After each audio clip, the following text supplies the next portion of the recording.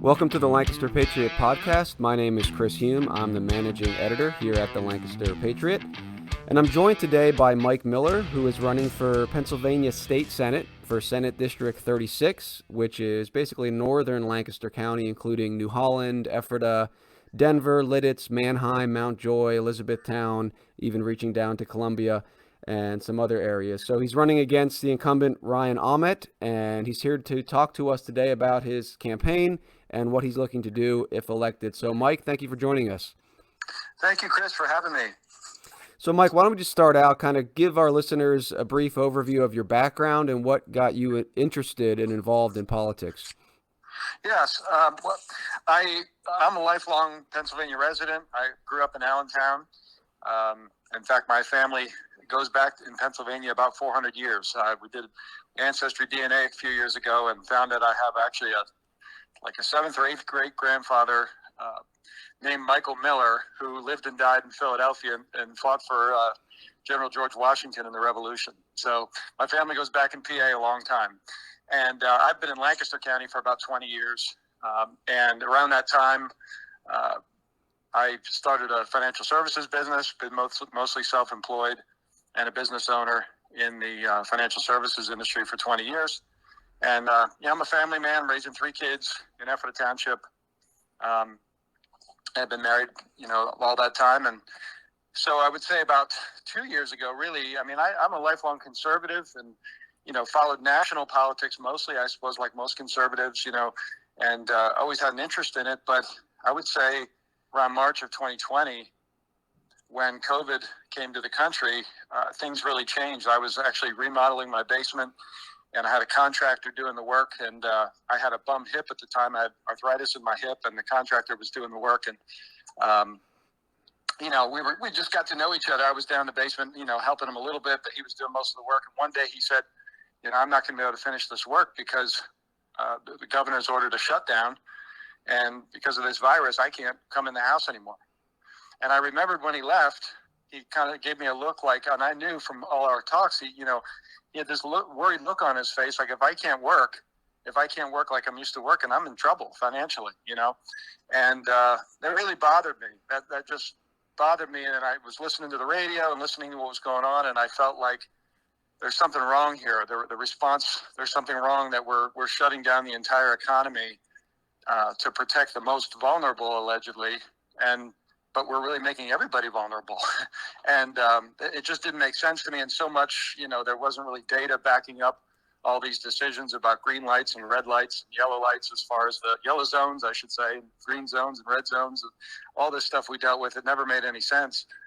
And then, so I just became very concerned about the overreach of government. And, why don't we seem to have any constitutional rights and laws protecting us? That's what the government's there to do. And somehow everything seems to be against us now. And then, my hope and what I had always told my kids was, we change the country with our elections. We make decisions with our elections, and we steer the country in a different direction when we need to. And then we come to the November 2020 election, and, we have this very strange result in the election that nobody seems to understand, how somebody who really didn't leave his basement for the entire campaign gets more votes than any candidate in American history.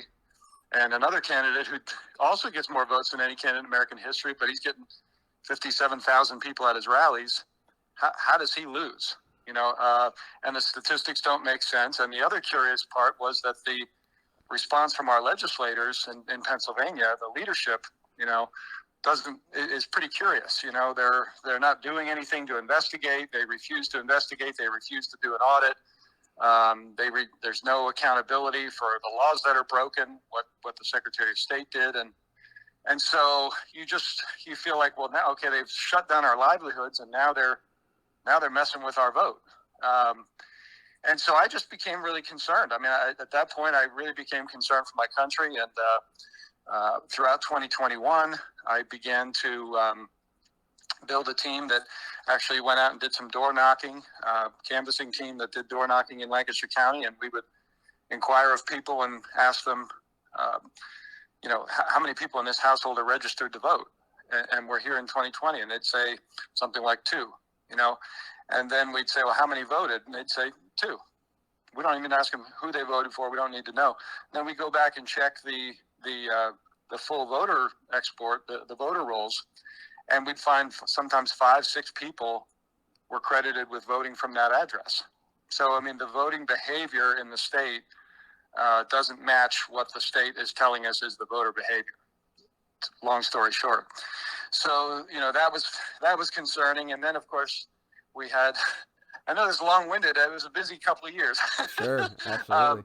But then we got involved with the school situation, and I became very concerned with how the kids were being treated, how parents were being treated in the public schools in Lancaster County, and I formed groups of parents that help them come together and understand how they could defend their children and defend their families in the law, and just understand what was happening throughout the area. It really gave us kind of a bird's eye view that all these school districts are doing the same things because they're all advised by the same attorneys, which is a problem, So, so that really, led me to the end of 2021, and I ended up getting COVID, and I was kind of flat on my back for 8 days, and at that point I'd had my hip replacement, and I was feeling I'd lost some weight, and I felt somehow I came out of COVID feeling stronger and just determined that, what, God wants me in the race.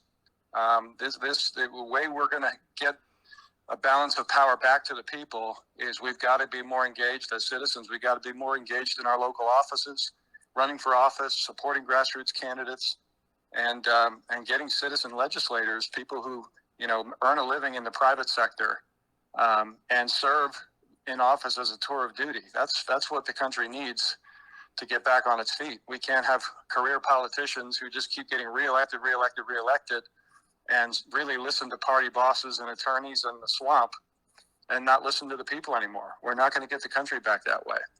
So with all that said, I'm running for Senate District 36. Yeah, well, let's talk. That's how I got engaged. Yeah, well, let's talk a little bit more about your platform, which you've alluded to in several of those things. What should the government be doing, and how have you seen that perhaps abused in these past 2 years? What are your views on the role of government?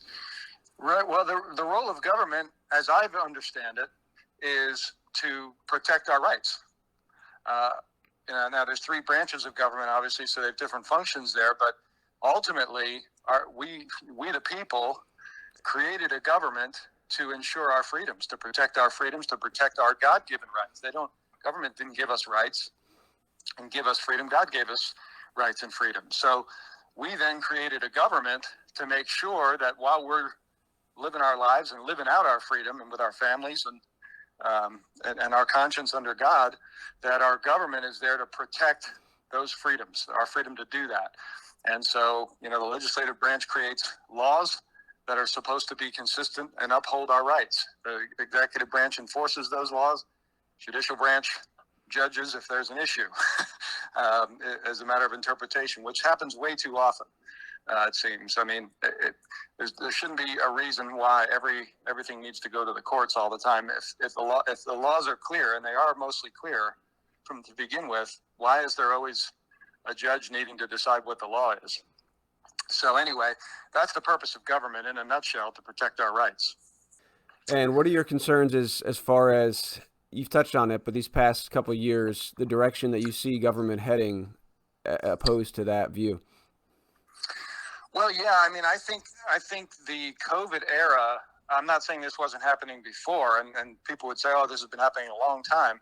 And that is true. I mean, there's nothing really new under the sun in the last 2 years, but I think, well, the last 2 years really accelerated this idea that somehow if we can essentially suspend or work around the laws and rights that the people have through a regulatory state, meaning we can say, well, yeah, this is the law, but under these circumstances, there are regulations and there are orders and there are mandates that allow us being the government, to set aside these laws and set aside these constitutional rights, and they somehow just don't apply. They're just in suspense. So I'll give you just for example of that. I mean, you saw a lot last year, people going into a public place, a place of public accommodation, whether it's a school, a library, a ice cream parlor, what have you, and being told you can't be here if you're not going to put a mask on your face. Well, there's no law. There never has been a law to wear a mask on your face. Never. Right. And yet people were told by law enforcement, if you won't leave this premises, and the owner, the proprietor, whoever's in charge here wants you off, they can have us arrest you for trespassing.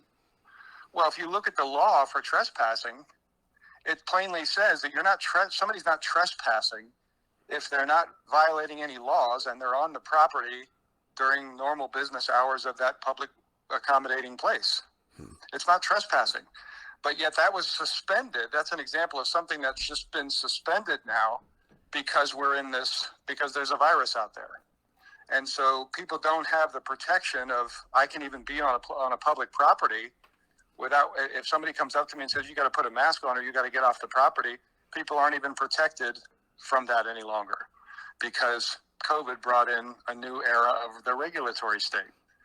So, that's what I think is really concerning about and that mindset has just spread into all kind of things. You're not going to work here if you're not vaccinated. You're not going to, you don't have these protections. You're not a free person anymore.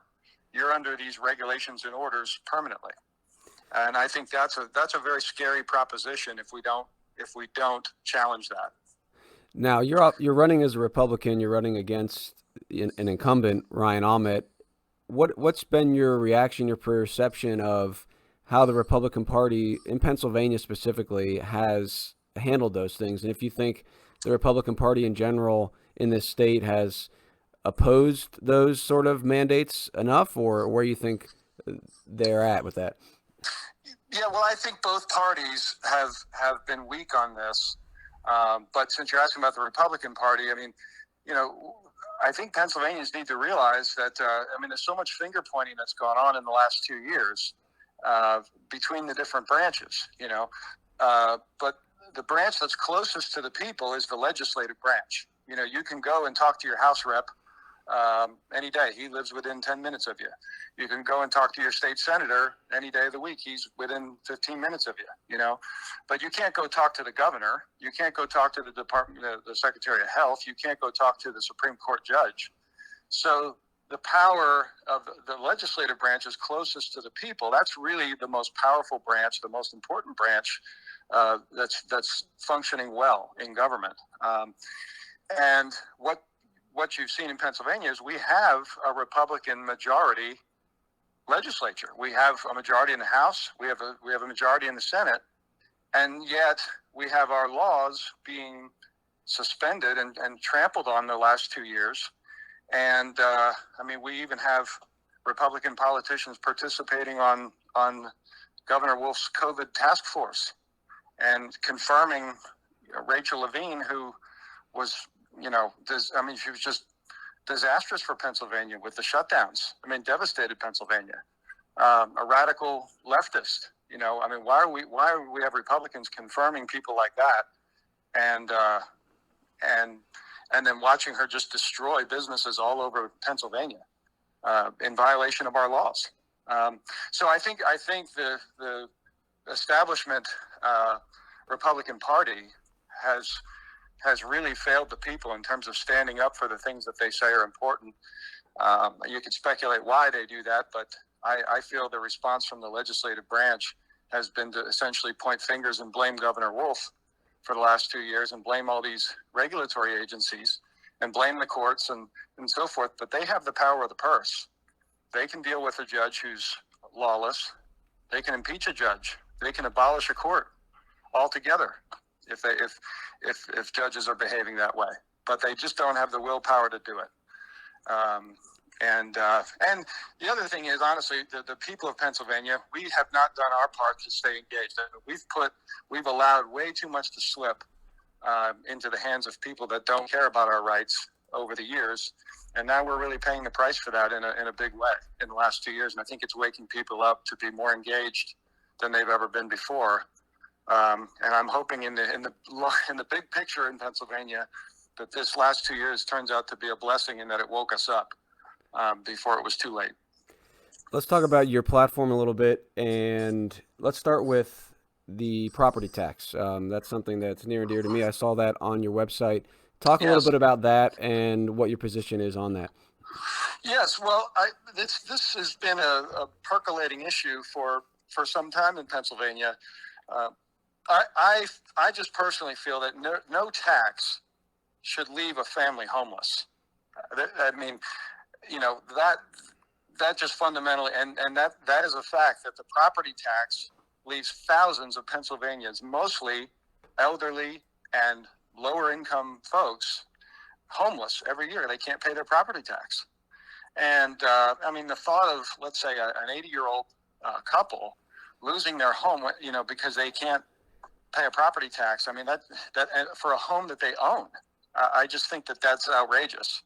And I don't think it's necessary. The other thing is, I don't think it's necessary.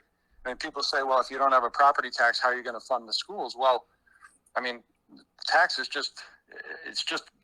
I mean, you can raise tax revenue in different formats. It doesn't have to be a tax on your house. So, the other taxes that we all know in Pennsylvania are, we've got sales tax, we've got income tax. And I think if I'm understanding there's about $17 billion a year that's raised through property tax. And, there's other opportunities. If that money actually needs to be raised, I mean, assuming that there's no waste there that could be done away with. But if we really need to replace $17 billion, I think I would look to other taxes that are more fair. I don't think it's fair that, you have somebody that owns. Another example is somebody who's, let's say, in their 40s or 50s and is a high-income family living in a $500,000 house, and they might be paying $6,000 or $7,000 a year in property taxes. And then you've got somebody who's 80 years old living in a $200,000 house, and they're paying, 3 or 4 or 5. I think that's not equitable. I think you'd be better off having a system where you're taxing income and maybe raise the sales tax in order to apply tax in order to raise revenue more fairly. So you mentioned reforming public education on your site, and the property tax is closely related to public education. Yes. What's your position on parents who, number one, I mean, first, people who don't have kids in the public or government schools, and number two, parents that are choosing to homeschool or send their children to private schools? What do you say to those parents who say, why should I be taxed at all for a government school system? Well, I don't have necessarily a strong opinion on, as somebody's older, do they now cease the responsibility of funding school tax? I don't necessarily have a strong opinion on that. I haven't thought enough about that. I think we all benefit from education in our communities. I know that doesn't fully answer the question, but I think there is a shared responsibility for the education of our community. So I'm not going to say that that's my cause to end property or to end taxation for public schools as soon as your kids are out of high school, let's say, or once I think that's a whole other ball of wax. But to the larger question about public education, or let's just say education more broadly, because I think the mission in our communities needs to be thought of more broadly. It's not about public or private. It's about how do we make education of our young people better. I mean, as a broad mission, we want to enhance the education of our young people, and if we do that, our communities are going to be stronger. Our communities, our kids are going to do better in life. That should be the broader mission. And I do think that the education of our children is first and foremost a private responsibility. In other words, it's not the government's job to educate our children. Now, some may say, well, what is a public school? I understand there may be a public school, but it's not the government's job. We should not make it the government's job or authority to hand over the authority of our children to the government. It's our job. It's our job as parents, and I think the greater supportive community to make sure that we provide our children a good education. It's a private responsibility. Not every solution is a government solution. And so, but I think, so the issue of public schools, I think, obviously we've got a choice to go to public schools. We need to address public schools. There are parents that prefer a private education of their children, as in a private school or homeschooling. I think the options for those parents need to be enhanced. The challenge is if I've got tax dollars that are mandated to go to the public school, that's part of my annual budget as a family. I've got to pay those public school dollars, those dollars to the public school. But if I want a different option, how much money do I have left over to fund that private option? And I know there are schools coming up now in mass because of what happened last year that are trying to provide private solutions, but these are not families that have $25,000 or $10,000 extra in their budget to send their kid to a private school that has lots of amenities and so forth. So some of these options you're seeing popping up are kind of low budget options, for lack of a better term. I mean, there's families meeting in a church on a few days a week, and they're sitting in the back of a church and in a couple classrooms. There is no football field. There's no baseball field. There's none of these, some of the supportive learning environments that kids have in the public school. They're not able to get that because they can't charge parents $15,000, to be there. They're trying to just get them core education. So I think there needs to be solutions where the dollars, those monies, there has to be monies that follow the child by the parents' wishes. And that's what we commonly call school choice, but there has to be options that are enhanced for the parents that want to send their kids to private schools. I didn't really answer about what I feel the issues are with public schools, but I kind of tried to answer it in a broader sense, how I feel about education right now. Sure. Yeah. A lot could be said there. I want to ask one more follow-up question on education before we move on. Yep. Because for some parents, the idea that even if you go private, that you want some sort of government money in any way attached to that education raises concerns, because once government money is involved, it's inevitable that regulation will be involved in one way or another. And so some parents do choose homeschooling or really prefer those private schools to be totally separate from any government funding. So the question I have for you, especially as it relates to homeschooling, is if you look at the state laws across the nation, Pennsylvania is one of really a handful of states that have some of the strictest homeschooling laws. Like New Jersey and Delaware, much more, liberty there as it comes to homeschooling, whereas Pennsylvania, New York, and some other states are very demanding as far as what they require of parents to tell the government, to follow the government's regulations with education. Would you be in favor of a lessening of those requirements for homeschool parents in Pennsylvania so that they're not required to jump through so many hoops, and especially if the education of their children is their responsibility, not to follow the government's guidelines on that? Absolutely. I would say, as coming at this as a private citizen my whole life, I've never run for public office.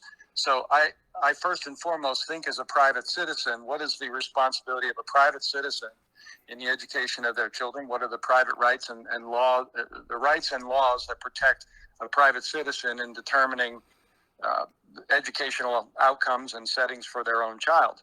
So, and then the second thing is the public side of that is, as a public official, what responsibilities, what authorities does the government have in regulating that setting, especially in a public school setting, or if there's settings in the homeschool environment that still are regulated? What responsibilities do I have there? And certainly I come from it in the standpoint of less government is better government. So I'm always leaning to how can government get out of the way, But I do think there are a lot of parents, and this may go off track a little bit with what you're asking, but back to the private side, I think there are a lot of parent groups, and I've talked to some, that go off the rails a little bit when they create these private, I use the word school, but school is really more of a it's more of a government word.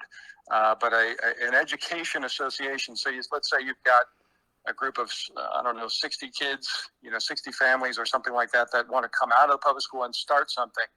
One of the mistakes that they seem to make is they go out and form some sort of public entity, some sort of corporation, like a 501c3, and they essentially begin to subject themselves to regulation again. Mm-hmm. Now, and then people start to complain about all the regulations. Well, when you formed this thing, you were the one that decided you wanted it to be a government entity. A corporation is a creation of government. Well, why did you do that? Well, because I went to an attorney and they said to set up a corporation, a 501c3. Well, then you subjected yourself to the regulation of that type of entity. But did you know that you didn't have to do it that way? You could have kept something, you could have created a more private education setting that would not be subject to all those regulations. So my point is not to get too deep into that, but to say that I think sometimes people put themselves under the yoke of regulations unwittingly, and then are suffering under that. But I mean, to your point, I definitely think on the public side, the Department of Education needs to be put back in a box. I mean, the thought that the Department of Education and these regulatory agencies are essentially saying we decide everything about the education of your child, and the school boards and the superintendents are just sort of, they're, for lack of a better idea, they're sort of pawns in the game. I mean, we saw what happened last year where school boards and superintendents are kind of looking at each other like, if we don't do this, we're not going to have the funds we need, and we might even get personally sued by the Department of Education. And so you've got 700 angry parents in an auditorium saying, why are you doing this to our children? And they're just staring at you. That can't happen. That type of regulatory state has to be backed up with legislation, as I see it at this point. And that would be something that would be important to me to pursue. All right, we're going to take a brief break. We're talking with Mike Miller, who is running for Pennsylvania State Senate, and we'll be right back after this. Thomas Jefferson once said that our liberty depends on the freedom of the press. However, it seems today that many media outlets are acting as the puppets of political tyrants or liberal elites. Criticism of the government is being silenced in favor of the accepted narrative, but we believe truth will ultimately triumph in the marketplace of ideas. We are the Lancaster Patriot, and we are committed to honest reporting without fear or favor. To get our print newspaper delivered to your mailbox, visit us online at thelancasterpatriot.com or call us at 717-370-7508. All right, Mike. Well, let's just wrap up a couple things on your platform. There's obviously a lot more that we could talk about. I want to touch on two things briefly, if we can, even though there's a lot to them. Defending the unborn and term limits for politicians. Let's start with defending the unborn. If you could just give us a summary of your position there, and maybe we could ask a couple questions on that. Well, the summary of my position is very simple. I believe life begins at conception, and I believe that life should be protected from conception. Plain and simple. I don't see any ifs, ands, or buts about that.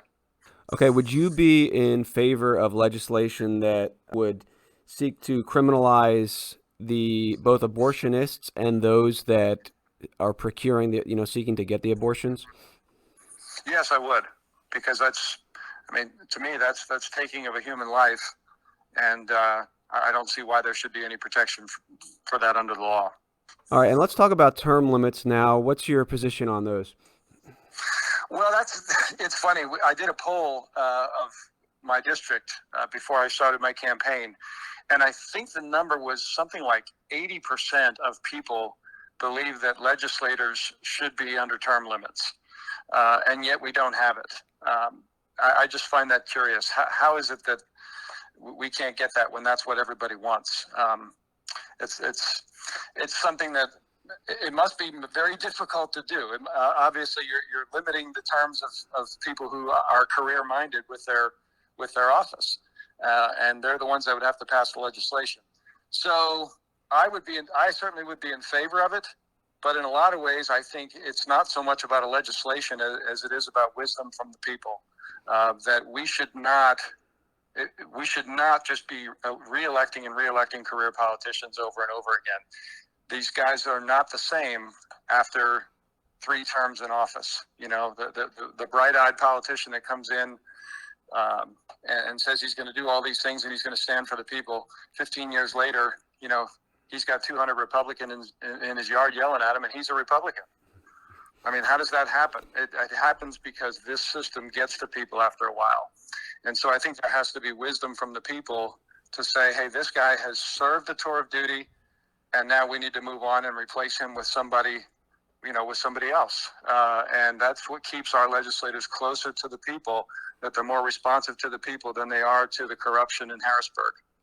And I think for myself, as somebody who is a private businessman, I think that one of the reasons I hesitated to run for office is because I have a private business, and I don't want to see happen to myself what's happened to some of these what's happened to some of these other Republicans. I don't want 200 people in my yard in 15 years. I want to be able to serve as a tour of duty, serve the people, defend their freedoms, and then I want to be able to go home. It's like a soldier that goes to the battlefield. He comes home before the war is over.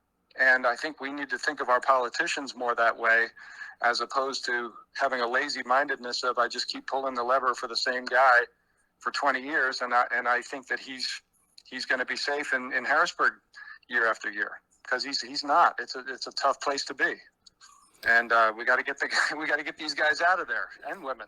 We got to get them out before they're not listening to us anymore. I think that's critical.